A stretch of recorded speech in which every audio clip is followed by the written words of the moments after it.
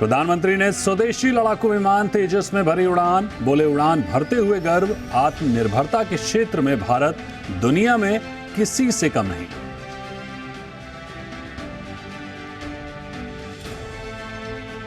राजस्थान में 1 बजे तक करीब 41.94% वोटिंग। मतदान के बाद सीएम गहलोत बोले बदलेगा रिवाज, पायलट वसुंधरा ने मतदान से पहले की पूजा।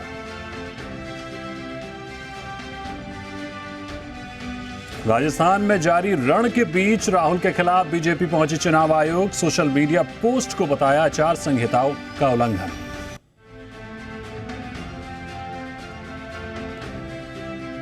वोटिंग के दिन भी नहीं कम हुई गहलोत पायलट की दूरी, सचिन पायलट बोले पिक्चर है अभी बाकी, कोई एक आदमी नहीं जितवा सकता है चुनाव।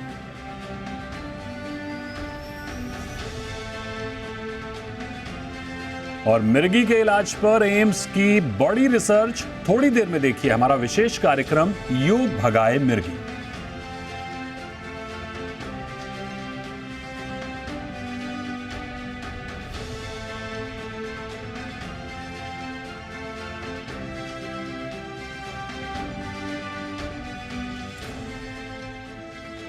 नमस्कार, आप देख रहे हैं हमारा खास कार्यक्रम योग भगाए मिर्गी। मैं हूं दीपक यादव। भारत में उत्पन्न हुए योग का लोहा आज पूरी दुनिया मान रही है। 5000 साल से भी अधिक प्राचीन योग ने दुनिया को फिट रहने का सूत्र समझाया है। असाध्य से असाध्य रोगों को योग के जरिए ठीक करने के दावे होते रहते हैं, लेकिन बीच बीच में योग के प्रभाव की वैज्ञानिक रिसर्च उन दावों को और पुख्ता कर देती है। हालिया रिसर्च एम्स ने सेंटर फॉर इंटीग्रेटिव मेडिसिन विभाग के साथ मिलकर की है, जिसमें मिर्गी यानी डॉक्टरी भाषा में कहें तो एपिलेप्सी के शिकार 160 मरीजों पर स्टडी की गई। 3 महीने के बाद मिर्गी के मरीजों में तनाव और बेचैनी काफी कम हो गई, जिसका नतीजा ये हुआ कि उनके मिर्गी के दौरों में भी कमी आई है। कई मरीजों के दौरे 7 गुना तक घट गए हैं। कैसे ये चमत्कार हुआ, रिसर्च को समझेंगे, उसके परिणामों को समझेंगे आज के इस खास कार्यक्रम योग भगाए मिर्गी में।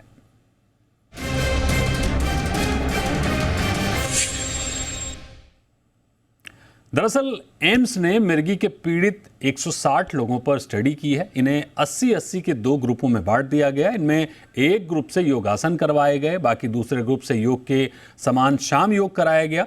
जिन लोगों ने योग श्वास से जुड़े अभ्यास किए, प्रॉपर योग किए, उनमें 7 गुना तक मिर्गी के दौरों में कमी पाई गई। तो कैसे योग मिर्गी के असर को खत्म कर रहा है, समझेंगे एक्सपर्ट के जरिए। और इस विशेष कार्यक्रम में हमारे साथ कई खास मेहमान जुड़ेंगे। फिलहाल हमारे साथ जुड़ी हैं डॉक्टर ज्योति कपूर, सीनियर साइकेट्रिस्ट, मनस्थली और योग एक्सपर्ट लवली सिंह। तो सबसे पहले लवली सिंह आपके पास आते हैं और आपसे समझना चाहेंगे कि पहले तो बहुत स्वागत है आपका जी बिजनेस पर। मेरा पहला सवाल आपसे ये होगा कि ये जो रिसर्च है एम्स की, जिसने ये साबित कर दिया है कि योग जो हम बहुत प्राचीन वर्षों से, हजारों वर्षों से करते आ रहे हैं, भारतीय एक तरह से कहा जाएगा योग, और पूरी दुनिया को अब योग एक नई दिशा दिखा रहा है स्वास्थ्य के लिहाज से। अब ये जो नई रिसर्च है उसने एक और नई किरण दिखा दी है कि ये जो मिर्गी एक असाध्य रोग होता है, तमाम लोग पीड़ित होते हैं इससे, इसको भी ठीक होने का रास्ता दिखा दिया है। तो कैसे, पहले तो आप ये बताइए कि रिसर्च को कैसे देखती हैं आप एज ए योग एक्सपर्ट। जी दीपक जी, बहुत बहुत शुक्रिया। और धीरे धीरे जैसे कि हम जान रहे हैं योग के फायदे सबको पता चलते हैं, पर अब तक योग जो है वो ज़्यादातर लोग सोचते थे डायबिटीज़ के लिए, बीपी के लिए, पर ये कई सारी असाध्य बीमारियां हैं जिसको क्योर करने में हेल्प कर सकती है। जैसे अभी एपिलेप्सी की हम बात कर रहे हैं, तो इसमें आप देखेंगे आपके एक्चुअली जो है ये न्यूरो डिसऑर्डर है। तो जो आपके जो नर्व्स होते हैं, न्यूरॉन्स होते हैं, उनमें सडनली बहुत अबनॉर्मल या एक्सेसिव या कभी कभी पर्पसलेस डिस्चार्ज शुरू हो जाता है, जिसकी वजह से आपके थॉट्स बढ़ते हैं और आप धीरे धीरे देखेंगे कि इसके सिम्टम्स है आपकी बॉडी में क्रैम्प्स आने लगता है और आप अनकॉन्शियस हो जाते हैं। बहुत सारे केसेस में वॉमिटिंग भी होती है और बेहोश हो जाते हैं लोग। पर योग, जैसा कि हम सब जानते हैं, आपके माइंड को रिलैक्स करता है। जब आप योग करते हैं तो आपका स्ट्रेस, जो आपके बहुत सारे थॉट्स जो आपके दिमाग में चलते रहते हैं, उसको शांत करने में योग बहुत ज़्यादा हेल्पफुल है।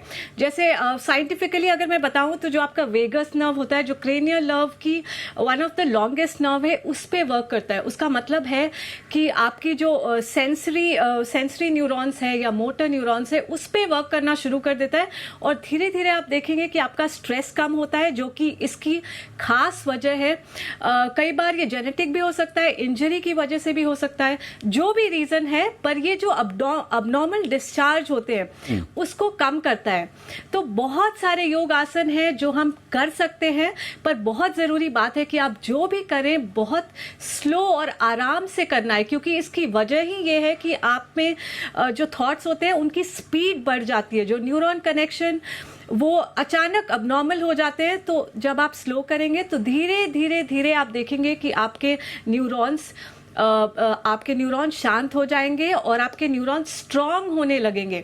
तो बहुत सारे आसन हैं जिसमें आप ब्रीदिंग कर सकते हैं, आप कुछ आसन कर सकते हैं, कुछ मेडिटेशन कर सकते हैं। बिल्कुल, ये सारी चीजें हैं जो बहुत बहुत हेल्पफुल होती है। बिल्कुल लवली, जैसा कि आपने बताया कि ब्रीदिंग एक्सरसाइज भी होती है, तो इस जो रिसर्च की गई है एम्स के द्वारा, इसमें 160 मरीजों पर रिसर्च की गई है और 80-80 के 2 ग्रुप उनके बांटे गए थे और एक ग्रुप को प्रॉपर ब्रीदिंग एक्सरसाइज ही कराई गई है। तो मैं आपसे समझना चाहूँगा कि वो ब्रीदिंग एक्सरसाइज वो कौन सी है जिसके ज़रिए उन्होंने इतना अच्छा परिणाम पाया है? जी, सो ब्रीदिंग से सबसे पहले ये होता है कि जब आप ब्रीदिंग का बहुत ज़्यादा कनेक्शन है आपके थिंकिंग प्रोसेस से। हम आमतौर भाषा में ये समझ सकते हैं ताकि कॉमन लोगों को ये आसानी हो जाए समझने में। जब भी आप गुस्सा होते हैं, जब भी आप गुस्से में होते हैं तो आपकी ब्रीदिंग फास्ट हो जाती है। जब आप स्ट्रेस में होते हैं तो आप कई बार आप अपने ब्रेथ को होल्ड कर लेते हैं। तो जब आप ब्रेथ पे वर्क करेंगे तो इसका उल्टा भी हो सकता है। जब आप ब्रेथ स्लो करेंगे तो आपका थॉट प्रोसेस स्लो हो जाएगा। तो इसके लिए जो सबसे बेस्ट ब्रीदिंग है, जिसको नाड़ी शोधन कहते हैं, हम अनुलोम विलोम भी कहते हैं, वो कर सकते हैं। मैं करके दिखाती हूँ। तो आपको सबसे पहले क्या करना है, लेफ्ट नॉस्ट्रिल से स्टार्ट करेंगे। तो मैंने लेफ्ट नॉस्ट्रिल से सांस लेना है। जितना स्लो और जितना लंबा हो सके उतना अच्छा है। जैसे मैंने पहले कहा, स्लो होना चाहिए। और राइट से एक्सहेल करेंगे, फिर राइट से इनहेल करते हुए लेफ्ट से एक्सहेल करेंगे। तो ये एक ब्रेथ एक साइकिल होता है। तो जैसा कि आप कर सकते हैं, जब भी आप ये करें तो इस बात का ध्यान रखें, शुरुआत में हमें सांस को होल्ड बिल्कुल भी नहीं करना है। और जो आपका इनहेलेशन और एक्सहेलेशन का टाइमिंग है वो कोशिश कीजिए कि इक्वल हो सके। तो जितना, सपोज आप 5 सेकेंड्स इनहेलेशन के लिए ले रहे हैं तो 5 सेकेंड्स ही एक्सहेल होना चाहिए। तो आप 5 सेकेंड से शुरू कीजिए, 10 तक ले जा सकते हैं। और इससे, जैसे कि आप देख रहे हैं कि मैं लेफ्ट साइड और राइट साइड का कॉम्बिनेशन करने की कोशिश कर रही हूं, तो हमारा लेफ्ट और राइट जो है वो it's very much connected to your left hemisphere and right hemisphere. तो जैसे ही आप ब्रीदिंग करेंगे, अचानक से ऑक्सीजन का फ्लो आपकी हेड की तरफ बढ़ेगा और धीरे धीरे आपका थॉट प्रोसेस स्लो हो जाएगा। आप रिलैक्स फील करेंगे और आपके न्यूरॉन स्ट्रांग होंगे। सेकेंड ब्रीदिंग जो बहुत इंपॉर्टेंट है, बहुत इजी है, जिसको हम भ्रामरी प्राणायाम कहते हैं। मैं करके दिखाती हूँ। मैंने अंगूठे से इस तरीके से कानों को दबाना है, अंदर नहीं डालना है, बाहर से दबाना है। उंगलियों को हल्के हाथों से आंखों के ऊपर रखना है। एक लंबी गहरी सांस लेनी है और एक्सहेल करते वक्त हमिंग की साउंड रिलीज करनी है, जैसे मैं कर रही हूं।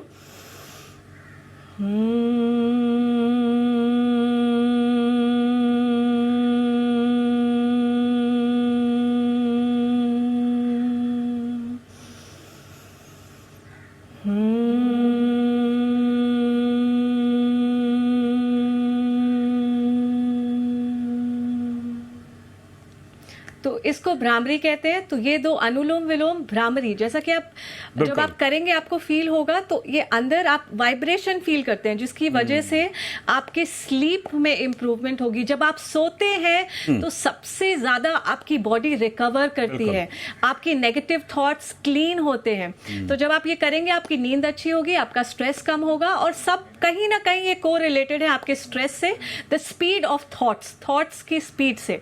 जी दीपक जी, बिल्कुल, ये बड़ी ही शानदार तरीके से आपने बताया कि जो लोग एपिलेप्सी से पीड़ित हैं वो तो करें ही करें, बाकी जो एपिलेप्सी से पीड़ित नहीं भी हैं उनके लिए भी काफ़ी फायदेमंद हो सकता है। और योग में सबसे अच्छी बात यह है कि अगर आप सही तरीके से करते हैं, अगर आप अच्छे प्रशिक्षक के अंतर्गत करते हैं, तो आपको किसी तरह का नुकसान और किसी तरह की प्रॉब्लम नहीं होती है। हमारे साथ डॉक्टर ज्योति कपूर भी जुड़ी हुई हैं, सीनियर साइकेट्रिस्ट हैं मनस्थली में। डॉक्टर ज्योति, बहुत स्वागत है आपका जी बिजनेस पर। मेरा एक शुरुआती सवाल ये होगा आपसे कि एम्स की जो स्टडी में निकल कर आया है वो रिसर्च कितनी महत्वपूर्ण है आपके हिसाब से उन लोगों के लिए जो एपिलेप्सी से पीड़ित हैं? ये रिसर्च ना सिर्फ बहुत महत्वपूर्ण है एपिलेप्टिक लोगों के लिए, बट इन जनरल हम सब के लिए, बिकॉज हम पीछे काफ़ी टाइम से देख रहे हैं कि जो हमारी ऑल्टरनेटिव मेडिसिनल ऑप्शंस हैं, आयुर्वेद है, योग है, सिद्धा है, नेचुरोपैथी है, उनमें क्लेम्स हैं कि जो ये प्रॉब्लम्स होती हैं क्रॉनिक इलनेसेस से रिलेटेड होती हैं, उस पर उसका क्योर या उसकी ट्रीटमेंट में इन मोडालिटीज़ का योगदान है। पर जब तक हम एक कटिंग एज रिसर्च, एक प्रॉपर मेथोडोलॉजिकली करेक्ट रिसर्च नहीं करते हैं, हमें वो एविडेंस नहीं मिलती है, और इसलिए मोस्टली हम उन एलिमेंट्स को जो हमारे लिए यूज़फुल होते हैं उनको हम नकार देते हैं। तो ये रिसर्च उस मायने से देखा जाए तो बहुत ही इम्पॉर्टेंट है। इसके अलावा जब हम एपिलेप्सी की बात करते हैं या किसी क्रॉनिक इलनेस की बात करते हैं, तो उसका स्ट्रेस से मेजर कनेक्शन है, और स्ट्रेस जो है, तनाव जो है, उसको कम करने का एक माध्यम होता है योग। खासकर जब हम योग की बात करते हैं compare to other exercise forms, तो इसमें जो ब्रीदिंग का एलिमेंट है, जैसे लवलीन अभी बता रहे थे, वो बहुत इम्पॉर्टेंट है।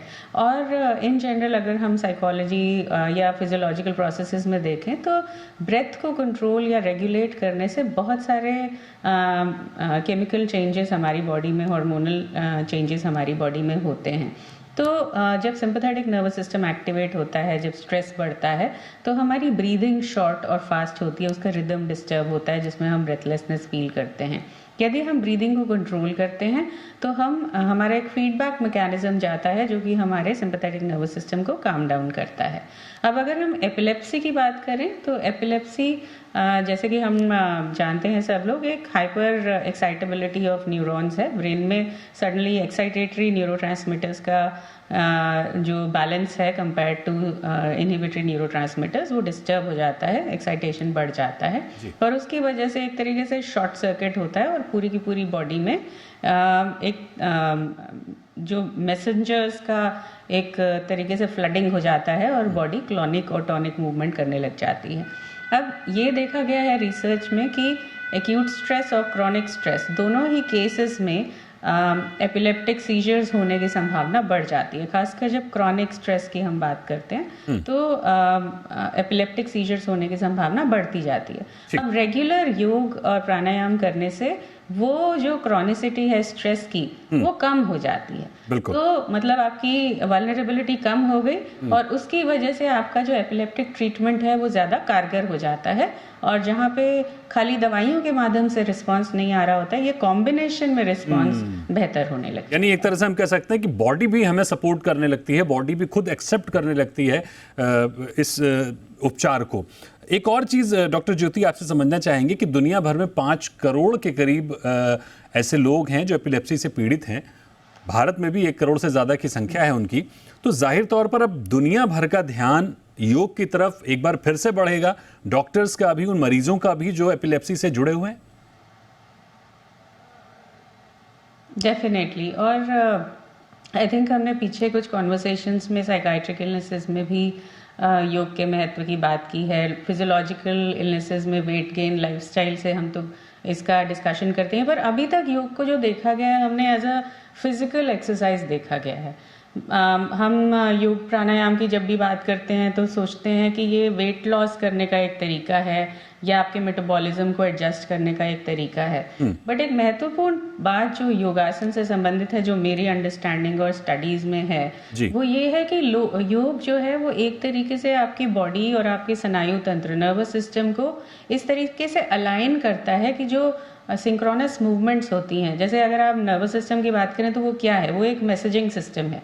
ब्रेन से मैसेजेस बॉडी पे आते हैं, बॉडी के मैसेजेस ब्रेन पे जाते हैं और उसके सहायता से बॉडी एक यूनिट की तरह काम करती है। और जब वो अलाइनमेंट बिगड़ती है, चाहे वो इस वजह से बिगड़े कि जो बाहर से हमारे को ओवर स्टिमुलेशन हो रही है, ओवर एक्सपोजर हो रहा है, बहुत सारा मैसेज आ रहा है कि ब्रेन उसको प्रोसेस नहीं कर पा रहा है, या फिर फिजियोलॉजिकल डिस्टर्बेंस आपके स्पाइनल कॉर्ड से रिलेटेड हैं, स्पाइन की अलाइनमेंट से रिलेटेड हैं, तो यही कारण है कि ट्रॉमा है, इंजरी है, चोट लगती है तो दौरा होने की संभावना बढ़ जाती है। उसी तरीके से जब आपको बहुत ज़्यादा तनाव होता है, दौरा होने की संभावना बढ़ जाती है। इसी तरीके से 60 to 70% लोग जिनको एपिलेप्सी होती है उन्हें डिप्रेशन का डायग्नोसिस भी देखा गया है, तो वो कोमॉर्बिडिटी एक्सिस्ट करते हैं। ऑब्सेसिव कंपल्सिव डिसऑर्डर की बीमारियां एपिलेप्सी में ज़्यादा होती हैं। अब अगर हम इन सब चीज़ों को अलग अलग देखें तो डिप्रेशन में भी हमने देखा है कि योग हमको हेल्प करता है, स्ट्रेस कम करने में, मूड को इम्प्रूव करने में, ओसीडी में भी हेल्प करता है और अदरवाइज क्रॉनिक इलनेसेस को मैनेज करने में भी हेल्प करता है। तो इसलिए आई थिंक जहाँ पे जैसे आपने बहुत इंपॉर्टेंट बात की कि 5 करोड़ लोग आज की डेट में सफ़र कर रहे हैं। मेजर जो आजकल मॉर्बिडिटी हैं, बीमारियां हैं, उसमें ट्रॉमा इंजरी एक बहुत मेजर है। इसके अलावा जो सर्वाइवल रेट है, मतलब एक चोट के बाद जो व्यक्ति की लंबे समय तक जीवित रहने की जो संभावना है वो अब मेडिकल टेक्नोलॉजी की वजह से, एडवांसेस की वजह से बढ़ गई है। इसका मतलब अगर हम ऐसी स्थिति में जो जी रहे हैं पोस्ट हेड इंजरी, तो हमारे एपिलेप्टिक होने की संभावना भी है। तो योग एक ऐसी प्रोसेस हो सकती है जो कि एक्सपेंसिव नहीं है, पैसा नहीं लगता है इसमें, लाइफस्टाइल का हिस्सा बन जाती है, आपके जीवन का एक माध्यम है, थोड़ा समय लेती है। आप दिन में 20 मिनट 30 मिनट का कीजिए। हाँ, इम्पोर्टेंट है कि आप प्रॉपर ट्रेनर के साथ कीजिए। मतलब सिर्फ बड़ी अहम बात आपने कही कि प्रॉपर ट्रेनर के साथ लीजिए, क्योंकि आजकल हम देखते हैं कि पूरी जगह जगह पर तरह तरह के योग सेंटर खुल गए हैं, हर कोई अपने आप को योग एक्सपर्ट बताता है। तो ये बड़ी इंपॉर्टेंट बात है कि आप अगर किसी से भी मतलब प्रशिक्षण ले रहे हैं योग का, तो ये ज़रूर जांच लें, देख लें कि वो ऑथेंटिक है कि नहीं है, वो उसने कहीं से कोई डिग्री की है या उस बारे में जानता भी है कि नहीं, कि सिर्फ उसने कहीं यूट्यूब से देखा और योग सिखाना शुरू कर दिया। ये भी एक बड़ी प्रॉब्लम है, तो ध्यान रखने की ज़रूरत है। इसी पर मेरा सवाल लवली आपसे होगा कि जाहिर तौर पर एम्स के रिसर्च के बाद अब लोगों का जो ध्यान है, जो फोकस है, वो योग की तरफ बढ़ेगा। खास तौर पर जो लोग एपिलेप्सी से पीड़ित हैं या जो लोग इस क्षेत्र में काम कर रहे हैं, वो भी लोगों को सलाह देंगे कि भाई योग करिए, क्योंकि अब रिसर्च भी कह रही है। तो आप कैसे सजेस्ट करेंगी कि लोग सही प्रशिक्षक कैसे चुनें या सही योग कैसे करें, क्या तरीका हो? क्योंकि वो यूट्यूब देखकर या गली कुचे में कहीं पर भी जाकर अगर किसी से भी करेंगे तो शायद उसके नेगेटिव असर भी पड़ेंगे। जी, ये बहुत ज़रूरी है इस चीज़ को समझना, क्योंकि अब जब हम काफ़ी साल हो चुके हैं, हम इंटरनेशनल योगा डे मना चुके हैं, विश्व भर में लोग जानते हैं योग ज़रूरी है, तो सब लोगों को पता है योग करना चाहिए, पर ये नहीं पता कैसे करना है, किन किन चीज़ों का ध्यान रखना है। तो तो बहुत कुछ बेसिक चीज़ें हैं जिनका ध्यान आप रख के घर में आराम से अपनी सहूलियत के साथ कर सकते हैं।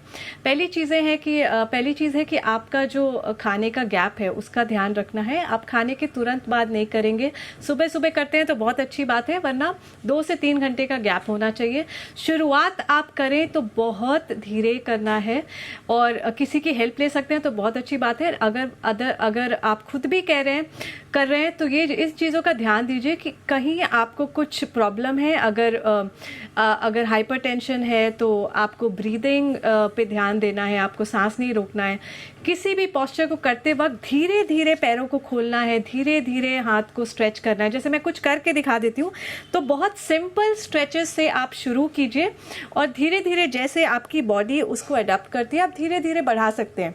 सांसों को बिल्कुल होल्ड नहीं करना है। जैसे मैंने धीरे से सांस लेते हुए। ये बेसिक स्ट्रेचेस हैं, आप आराम से कर सकते हैं, कहीं भी ऑफिस में बैठ के भी कर सकते हैं, बेड पे बैठे हैं सोने से पहले भी कर सकते हैं। और धीरे से आप स्ट्रेच करके लंबी गहरी सांस लीजिए।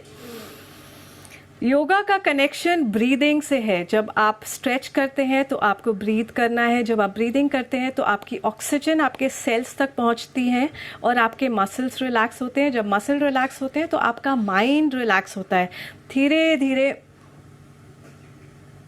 साइड स्ट्रेच करेंगे। फिर जो कुछ आसन है जो आप बैठे बैठे, जैसे आप देख रहे हैं मैं ज़्यादा कुछ मूवमेंट नहीं कर रही हूँ, गौमुख आसन करते हैं जो कि एपिलेप्सी में भी बहुत हेल्पफुल है। तो एक के ऊपर एक पैर मैंने इस तरीके से रख दिया। आपको दिक्कत है आप सीधा आराम से क्रॉस लेग भी बैठ सकते हैं। और धीरे से पीछे की तरफ मैंने हाथ को, शोल्डर्स को स्ट्रेच किया। फिर जब भी आप पोस्चर को होल्ड करें तो ध्यान रखें 5 सेकंड से 10 सेकंड से आप शुरू करके इसको 30 सेकंड से 1 मिनट तक ले जा सकते हैं। गहरी लंबी सांस लेंगे और ये बहुत ज़रूरी है कि जब आप करें तो चेहरे पे हल्की सी मुस्कुराहट होनी चाहिए, वो बहुत ज़रूरी है। अगर आप खुश होके कुछ भी करते हैं, कुछ भी खाते हैं तो आपके शरीर को लगता है। दूसरा जो मैं करके दिखा रही हूँ वो मत्स्येंद्र है। तो इस तरीके से मैंने पैर को मोड़ा है और जो मेरा मेरुदंड है, जो हमारा स्पाइन है, जिससे अधिकतर न्यूरॉन्स आपके ट्रैवल करते हैं, तो उसको ट्विस्ट कर रही हूँ मैं। बहुत सिंपल, कोई भी कर सकता है किसी भी एज का। मैं पीछे की तरफ घूम रही हूँ किसी भी तरीके से, जैसे आपका आराम हो, पकड़ के और पीछे की तरफ हम घूमेंगे। 5 गहरी लंबी सांस लेंगे। बिल्कुल, तो ये कुछ आसन हैं जो और अगली बताने की वापस कोशिश कर रही हैं। ऐसे तमाम आसन हैं, हालांकि हम तो इस पे पूरा 1 घंटे का शो करें तो भी शायद कम पड़ जाएगा, क्योंकि योग इतनी शानदार चीज़ है कि ये एक दिन में, एक समय में, एक टीवी प्रोग्राम में नहीं सीखी जा सकती। इसके लिए आपको एक लंबा समय देना होगा, निरंतर योग करना होगा, जो आपके सेहत के लिए, आपके मेंटल सेहत के लिए दोनों तरह से बहुत फायदेमंद है। डॉक्टर ज्योति, एक अंतिम सवाल मैं आपसे लेना चाहूँगा कि 3 महीने तक लगातार स्टडी हुई है। ये जो 160 लोग हैं इनको 3 महीने तक बाकायदा ट्रेंड किया गया था और उसके बाद ये रिजल्ट निकल कर आए हैं। आमतौर पर आजकल हम क्या देखते हैं कि लोगों को क्विक रिजल्ट चाहिए होते हैं हर चीज़ के, तो वो नहीं मिलते हैं। तो योगा में किस तरह से पेशेंस रखें? 3 महीने का रिजल्ट तो इस रिसर्च में निकल कर आया है। अगर कंटिन्यू करते हैं तो किस तरह से आप पेशेंस बना के रखें? कैसे, समय कितना इंपॉर्टेंट है योग से इस तरह के रिजल्ट पाने के लिए? दीपक, ये एक बहुत इम्पोर्टेंट मुद्दा है। आई एम ग्लैड कि आपने उठाया कि जो हम जल्दबाजी में रिज़ल्ट चाहते हैं वो रिज़ल्ट्स भी विद शॉर्ट लास्टिंग ही रहते हैं। तो अगर हमें कुछ लॉन्ग टर्म चाहिए तो इसका मतलब है कि उस चीज़ को हमारी ज़िंदगी का हिस्सा बनने की ज़रूरत है। तो ये तो स्टडी की गई, जब हम रिसर्च करते हैं तो हम समय लेते हैं 3 महीने का, 6 महीने का, कि क्या उसका इम्पैक्ट पड़ा। बट जब हमने किसी चीज़ को अपनी ज़िंदगी का हिस्सा बनाना है, जैसे एपिलेप्सी हमने डिस्कस किया है, क्रॉनिक इलनेस है जिसमें जो आपके न्यूरॉन्स हैं उनकी हाइपर एक्साइटेबिलिटी होती है, ये एक वल्नरेबिलिटी है, ये एग्जिस्ट करती है। जब तक आप उस वल्नरेबिलिटी को रिड्यूस रखने के लिए इस तरह के लाइफस्टाइल मेजर्स अपनाएंगे, योग अपनाएंगे, प्राणायाम अपनाएंगे, ये हमें ध्यान रखने की ज़रूरी है कि ये क्योर नहीं है। ऐसा नहीं है कि आपने योग किया आपका एपिलेप्सी ठीक हो गया। बिल्कुल, ये एक मैनेजमेंट स्ट्रैटेजी है कि अगर आप रेगुलर योग करेंगे तो आपके दौरा होने की संभावना घटती जाएगी। और दौरे के साथ एक मेन चीज़ ये है सीजर्स के साथ कि अगर एक बार दौरा होता है तो अगले दौरा होने की संभावना बढ़ जाती है। तो जितना हम उसको कम रखते हैं, मतलब आगे दौरा होने की संभावना कम होती चली जाती है और एक स्टेज आती है कि वो वाली जो संभावना है या दोबारा दौरा होना है, जितना ज्यादा गैप होगा उतनी ज्यादा संभावना कम होगी। और जाहिर तौर पर अगर संभावनाएं कम होगी तो एक समय ऐसा भी आएगा कि जब वो स्थिति हमेशा के लिए खत्म हो जाएगी। एक अंतिम बड़ा इंपॉर्टेंट सवाल ज्योति आपसे ये होगा कि अक्सर हम देखते हैं कि जब लोगों को दौरे पड़ते हैं तो एक भ्रांति है या उपचार है, ये आप ही बता सकती हैं, कि लोग तरह तरह की चीजें सुंघाते हैं उस मरीज को। तो क्या वो उपचार का हिस्सा है, लोग करते हैं ऐसा, या फिर वो भ्रांति है सर? वो भ्रांति है। देखिए, नॉर्मली दो तरीके के दौरे होते हैं। एक जिसको हम एपिलेप्सी बोलते हैं, जो न्यूरोनल हाइपर एक्साइटेबिलिटी के हिसाब से होती है। दूसरा जिसको हिस्टेरिकल या डिसोसिएटिव सीजर बोला जाता है, जो बहुत ज़्यादा तनाव की वजह से व्यक्ति जो है अपनी कॉन्शियसनेस लूज कर देता है। उस केस में व्यक्ति की सेंसिटिविटी जो होती है उसको एनहांस करने के लिए चीज़ें सिखाई जाती हैं, लेकिन वो दौरे की ट्रीटमेंट नहीं है, एपिलेप्सी की ट्रीटमेंट नहीं है। किसी को अगर एपिलेप्सी है तो कृपया ऐसे करने की कोशिश नहीं कीजिएगा। अभी हम जो जानकारी टीवी के जरिए भी देते हैं और डिस्कस करते हैं, उसका मतलब ये नहीं है कि एपिलेप्सी है तो योगा खाली करेंगे और ट्रीट हो जाएंगे। अपने डॉक्टर की सलाह लीजिए। इसकी कॉम्प्लीमेंट्री अप्रोच यूज़ करने की ज़रूरत है कि मॉडर्न मेडिसिन और योग वगैरह हम इकट्ठे करके कैसे मैक्सिमम बेनिफिट उठा सकते हैं। और ये भी बहुत ज़रूरी है, जैसे कि दीपक ने पहले बोला है और हम डिस्कस कर रहे हैं, कि इसको ज़िंदगी का हिस्सा बनाना है। योग को आप ज़िंदगी का हिस्सा बनाइए, वो स्ट्रेस मैनेजमेंट में हेल्प करेगा और तमाम बीमारियों को दूर करने में हेल्प करेगा, और एपिलेप्सी उनमें से एक बीमारी। बिल्कुल, बड़ी अहम बात आपने कही कि जाहिर तौर पर ये जो नई रिसर्च आई है ये सहयोग करेगी, ना कि ये अकेले ठीक करेगी। तो अगर आप किसी तरह से इस रोग से पीड़ित हैं, एपिलेप्सी से पीड़ित हैं, तो आप अपने डॉक्टर से सलाह जरूर लीजिए और जो भी एक्टिविटी आप कर रहे हैं, जो भी इलाज आप उपचार ले रहे हैं, उसको करते रहिए और उसके साथ में ये भी करिए, तो ये थोड़ा शायद आपको और जल्दी राहत देगा। तो बहुत शुक्रिया करेंगे आपका डॉक्टर ज्योति, बहुत शुक्रिया करेंगे आपका लवली हमारे साथ जुड़ने के लिए और हमारे दर्शकों को एपिलेप्सी के बारे में बताने के लिए। शुक्रिया। बढ़ते अगली खबर की ओर। प्रधानमंत्री नरेंद्र मोदी ने कर्नाटक के बेंगलुरु में फाइटर प्लेन तेजस में उड़ान भरी। सोशल मीडिया प्लेटफॉर्म एक्स पर पीएम मोदी ने इसकी तस्वीरें भी साझा की। पीएम मोदी बेंगलुरु में हिंदुस्तान एरोनॉटिक्स लिमिटेड की फैसिलिटी पहुंचे थे। तेजस में उड़ान के बाद पीएम मोदी ने सोशल मीडिया पर पोस्ट किया। उन्होंने लिखा, तेजस पर सफलतापूर्वक उड़ान पूरी की, यह अनुभव अविश्वसनीय था। इस अनुभव ने हमारे देश की स्वदेशी क्षमताओं में विश्वास को काफ़ी हद तक बढ़ा दिया है। भारत सरकार ने देश की रक्षा तैयारियों को बढ़ाने और स्वदेशीकरण के लिए जो बड़े कदम उठाए हैं, उनमें तेजस विमान भी शामिल है। पहला विमान 2016 में वायुसेना में शामिल किया गया था। तो ये वो तस्वीरें हैं जो आप देख पा रहे हैं। प्रधानमंत्री मोदी ने संदेश दिया है और तेजस में उड़ान भरी है। तो ये तस्वीरें प्रधानमंत्री मोदी की आप देख पा रहे हैं, आसमान के शिखर पर उड़ान भरते हुए तेजस के साथ।